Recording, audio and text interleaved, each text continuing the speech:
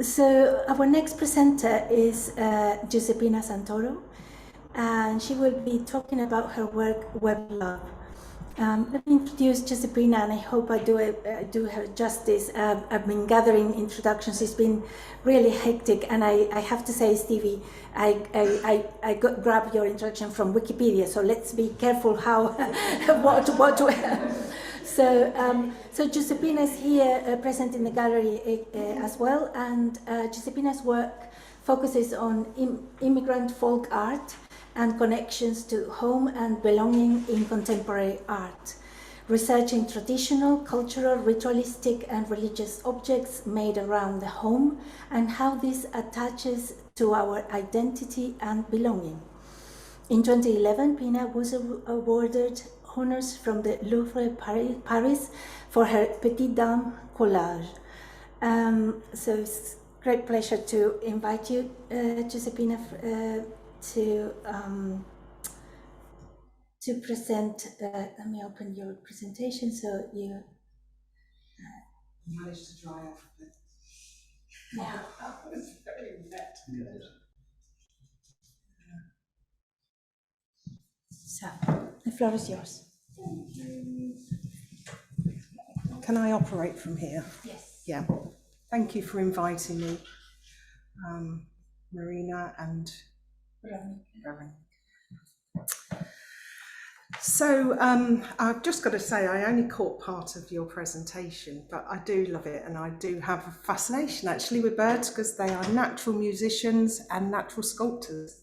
So yeah, so I'd like to probably hear all of it at some point. Sorry, I missed it. So a quick introduction to myself. Very quickly. So I'm currently at the Cambridge School of Art and undertaking a PhD, and this is part of my research. It's very big, this slide. So my work pretty much up until about 2 years ago was sculpture, very much sculpture based. That said, sculpture still being part of ceramics, and I still remain strong links with painting and print and textiles, but I tend to kind of bring all of those into my three-dimensional work. I've also been known to perform, so really my practice kind of, I can't really give myself a title as such. It's more, thank you, more a maker. I see myself as a creator and a maker, and I certainly can't define myself at all. But the main thing that I suppose now, which is why I'm doing the research for my PhD, is that it is the folk art that actually is the pinpoint to everything, and the underlying theme. So I'm going to start now with my Web of Love, which is a piece very close to my heart. There we go. And I've seen that it's been exhibited there in the gallery, very lovely. It is a web and not a cloth, but then a web can cover any surface in any way. So I'm lovely just to see it here on show. Actually, there we go. Right, okay. So, art as language. I think for me that's the most important way that I can kind of try and communicate why I work in the way I do. My research interests are defined by an overarching concern with the significance of Sicilian folk art practices and the exploration of belonging. The reason for that, obviously, is because my parents are immigrants, and so there was always this feeling of displacement. I'm particularly interested in reflecting on how specific practices provide possibility for deepening our understanding of how human beings engage with and relate to or express folk art practices in their own daily lives.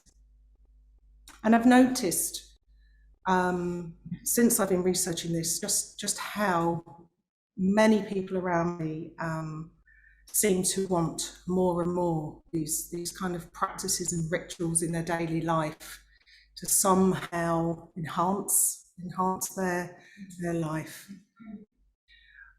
So while my primary focus is Sicilian folk art practices, I also explore the overlaps and places of witchcraft and the healing arts within them.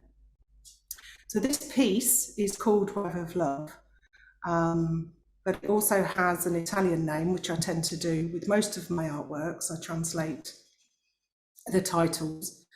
And so Strega Figlia actually translates to witch daughter. Now, the word witchcraft itself kind of takes on, I think, negative connotations. But really, it's all down to dealing with nature, and I think that's how I like to look at it. But I think what we shouldn't do is ignore the word. To me, this is an urgent crisis. The place of religion in people's life has kind of really gone off the scale, and we won't get into that. But I do think people really need something significant in their life, whatever that may be, whatever practice that may be, whatever rituals and beliefs. And as Laurel Richardson said, the ethnographic life is not separable from the self. So I research from an ethnographic point of view, and quite recently from an autoethnographic point of view.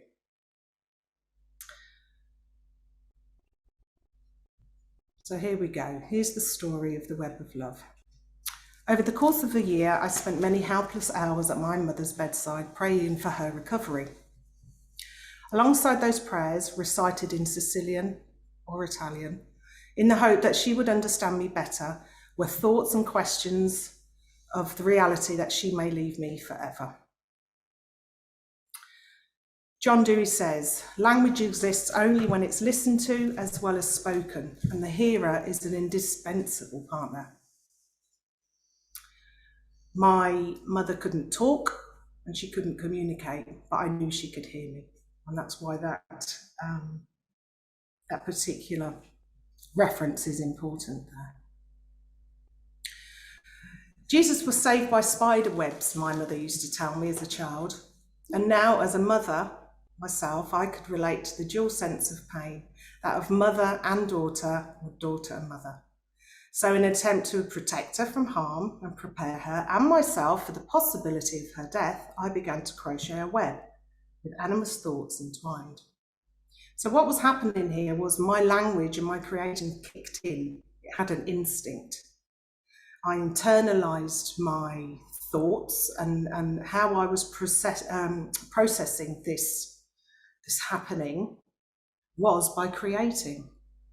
And it triggered something else, it triggered something differently. Up until this point, textiles in my creative work had been more of a hobby, more of a pastime, something that I used for pleasure, actually. But somehow something was taken over here, and this is what allowed me to get through that period. And I think this is where I connected it then with folk art practice, because it was very meditative. And as a culture, we were very big on meditation and prayer. And at that time, you are very quiet. And it's almost like this creativity of mine kicked in and did the same thing. And I just went with it. And from a research point of view, it was really interesting. And I thought, I cannot ignore this. This is very personal, but I cannot ignore it in my research.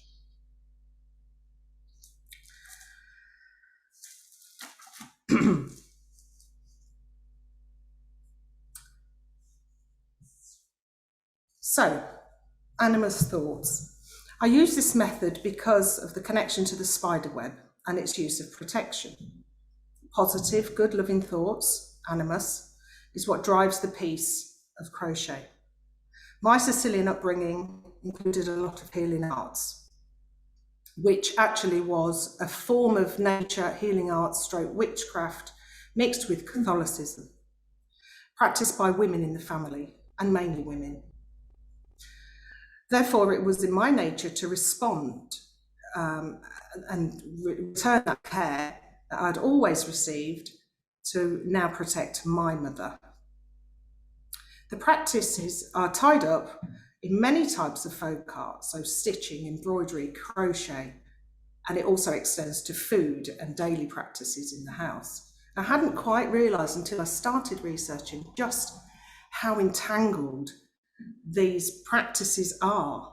You know, you wake up and you might do something which you think is not connected at all, but actually once you look deeper and scratch beyond the surface, there's actually some kind of thing embedded there. Not everybody, but definitely when you have some kind of strong culture, I think that you are born into. So the making of household items and clothes and things like that is just very, very kind of integral to this. And it was very much a social event among me, female family and friends. And it was just part of our everyday, seen as almost a household chore.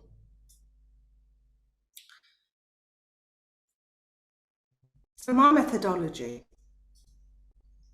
is, like I say, the main focus is the folk art, but it obviously overlaps in so many different things. And part of that folk art is my experience, my home, objects around the home, the rituals that I practice, the religion that I've been brought into. Even though I don't actually practice it, I still have a curiosity for its position. Art making, general everyday life. There's my mug only from 2 days ago, you know, and it's like my black cat is in the behind my mug. Why do I have a black cat? Because I consider it's lucky, you know. And these are all choices that actually sometimes they're made without you even realizing until you start to think. Belonging is definitely down there as the foundation of what I do. And then there's storytelling and relationships. Relationships is a huge part of this, and this work and research that I'm doing now is very much about lineage as well. And then there's culture and ethnography as a researcher, and autoethnography as a participant. And that's actually quite a tricky place to be, because I kind of have to switch between those constantly to find out what's going on. And that can be really quite difficult, but fascinating at the same time.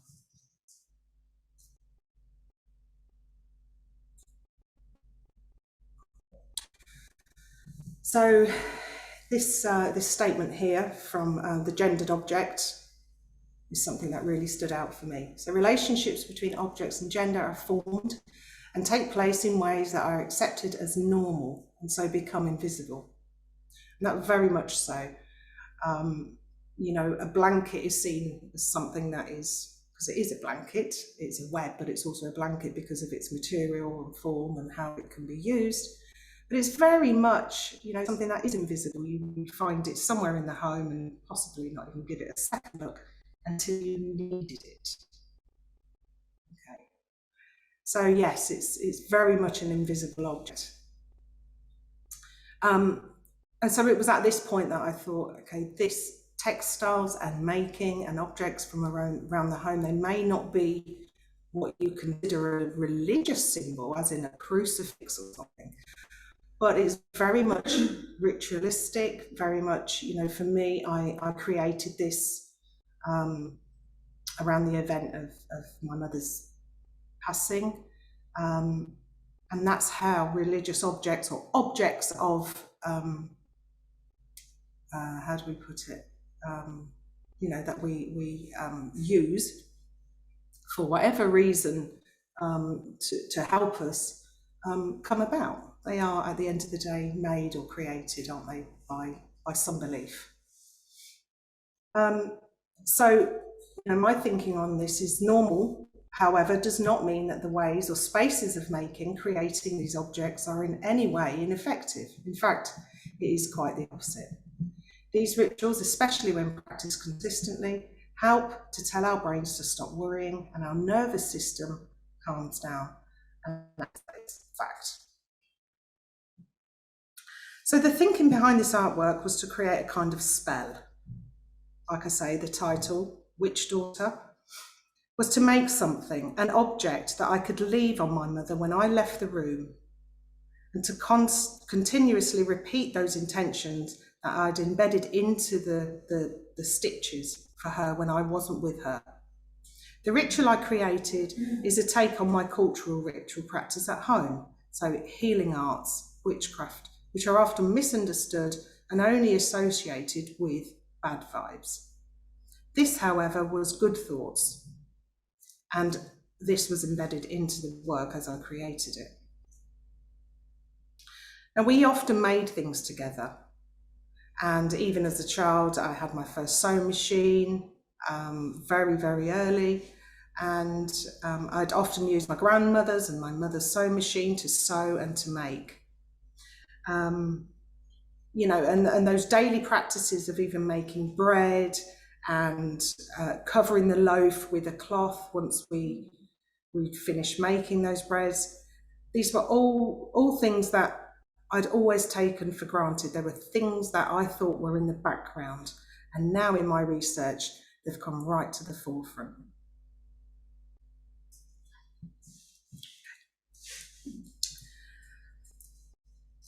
So here we go, and the finished piece itself here.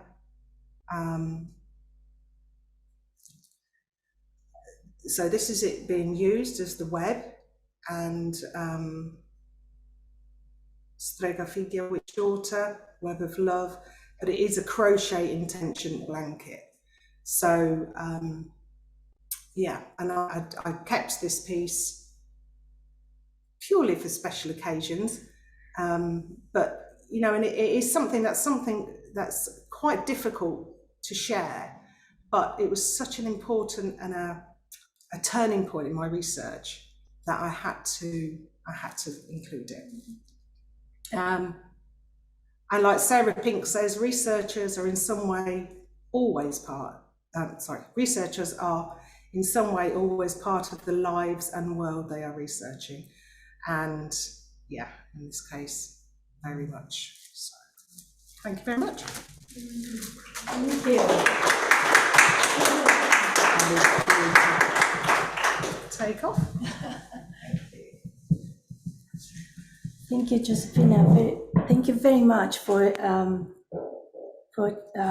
introducing us to your work, in particular this Web of Love, and your research into folk art, and is having a window into other knowledges as well, and seeing whether we can learn from them. So we are going to call in our next presenter, Marie Brennan. Marie, are you we're just going to have a 15-minute break normally? Yes, you are absolutely right. You are absolutely right. Henry, thank you for reminding us.